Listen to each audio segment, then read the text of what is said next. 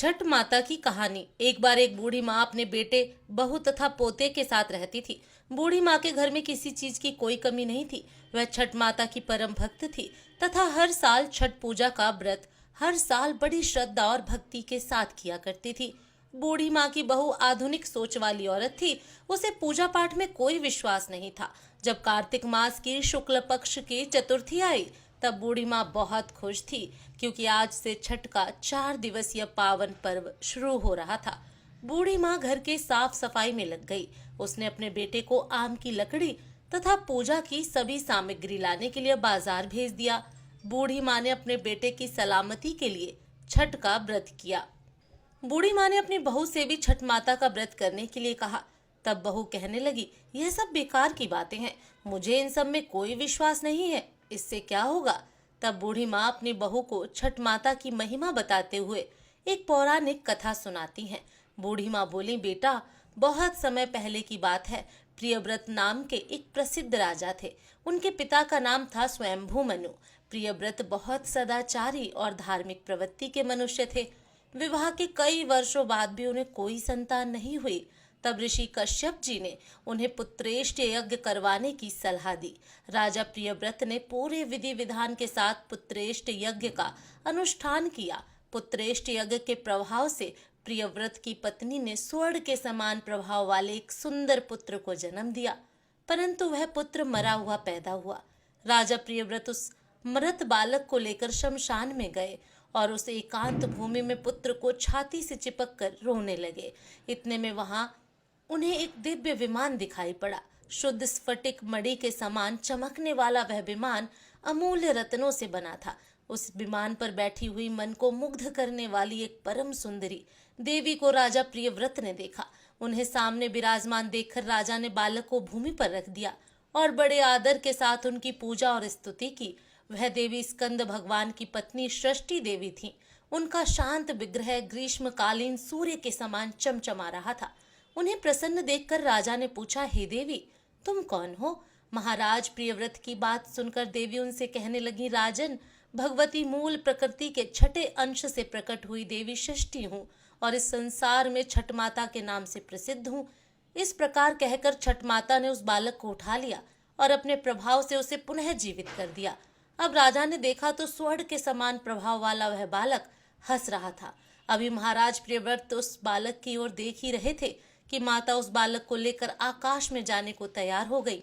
यह देख राजा के कंठ, होठ और तालू सूख गए। उन्होंने माता की स्तुति की। तब प्रसन्न हुई माता ने कहा, तुम सर्वत्र प्रकृति यानी सूर्य, जल, वायु की पूजा कराओ और स्वयं भी करो। प्रकृति की आराधना से तुम और समस्त संसार वर्ष भर सुखी, स्वस्थ और निरोगी होंगे और दीर्घायु प्राप्त करेंगे। तब राजा प्रियव्रत ने सूर्य, उषा, जल, वायु और छठ माता का व्रत किया और पूजा की, जिससे प्रसन्न होकर छठ माता ने राजा को उनके पुत्र दे दिया।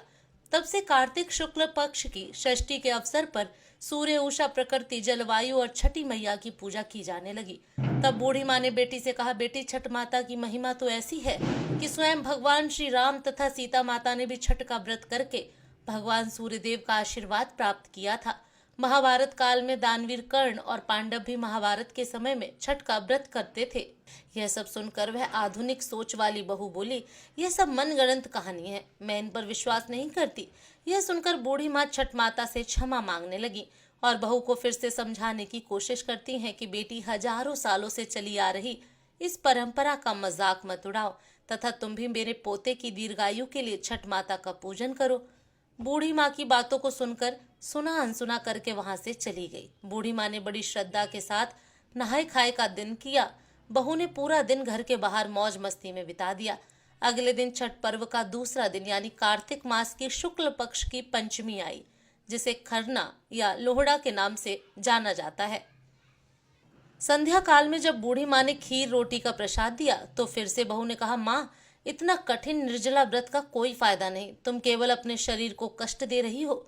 यह सुनकर बूढ़ी माँ ने बहू को फिर से छठ माता की महिमा समझाने की कोशिश की, परंतु बहू ने उन सब बातों को अनसुना कर दिया और अपने कमरे में जाकर सो गई। वैसे तो बूढ़ी माँ कई सालों से अपनी बहू को छठ माता की महिमा बताने की कोशिश कर रही थी और हर साल उनकी बहू इसी प्रकार से सुना अनसुना कर देती थी, परंतु इस बार न जाने क्यों बूढ़ी माँ का दिल बहुत घबरा रहा था और वह बार बार छठ माता से प्रार्थना कर रही थी, माँ इस बच्ची को क्षमा करना, यह अभी बच्ची है और आपकी महिमा नहीं जानती है। माँ इसे क्षमा करना। अगले दिन कार्तिक मास की षष्ठी थी। सब लोग पूजा की तैयारी में जुटे थे, परंतु बहू अपने कमरे में सो रही थी। बहुत देर बाद वह उठी और पास पड़े अपने बेटे को उठाना चाही। तब बेटे ने जवाब नहीं दिया। यह देखकर वह बहुत घबरा गई और भागी भागी अपने पति और सास के पास गई और उन्हें यह सब बताया। बहू की बात सुनकर बूढ़ी माँ और उनका बेटा कमरे में दौड़े दौड़े आ गए और उन्होंने बच्चे को जगाने की कोशिश की, परंतु वह नहीं जागा। फिर वह तीनों बच्चों को लेकर अस्पताल गए। डॉक्टर ने बच्चे की जांच की और देखा कि बालक की तो सांसें ही रुकी हुई हैं। डॉक्टर यह देखकर हैरान हो गए कि इतना छोटा बालक जो बिल्कुल स्वस्थ था ऐसे कैसे जा सकता है, परंतु विधि का विधान और प्रकृति का नियम कहकर डॉक्टर ने अपने हाथ खड़े कर दिए।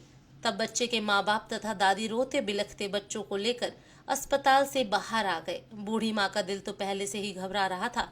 पोते की सांस चले जाने पर बूढ़ी माँ के जुबान पर केवल यही शब्द थे, हे छठ माता क्षमा कर दे, मेरे पोते के शरीर में सांस भर दे।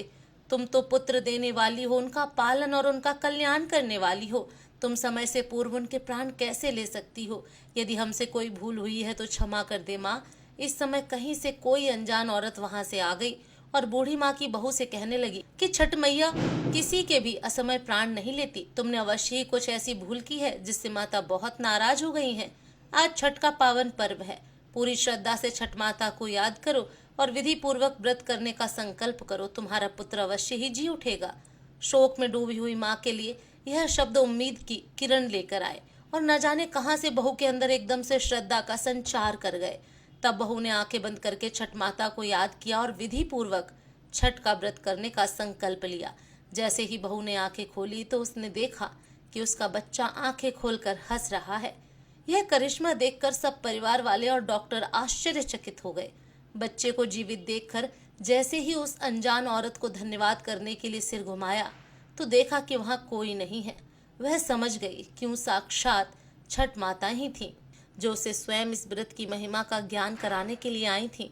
उसके बाद बहू ने बूढ़ी माँ के साथ मिलकर पूरी श्रद्धा से पूजा की तैयारी की और शाम को घाट पर जाकर सूर्य देव को संध्या अर्घ और अगले दिन उषा अर्घ दिया। हे छठ माता, जैसे आपने अनजान बनकर बूढ़ी माँ के पोते की रक्षा की, वैसे सबके पोते की रक्षा करना। दोस्तों, अगर यह धार्मिक कहानी आपको पसंद आती है तो वीडियो को लाइक करके एक प्यारा सा कमेंट जरूर करें और इस वीडियो को ज्यादा से ज्यादा शेयर करें। पेज को फॉलो करना ना भूलें। धन्यवाद। जय छठ माता।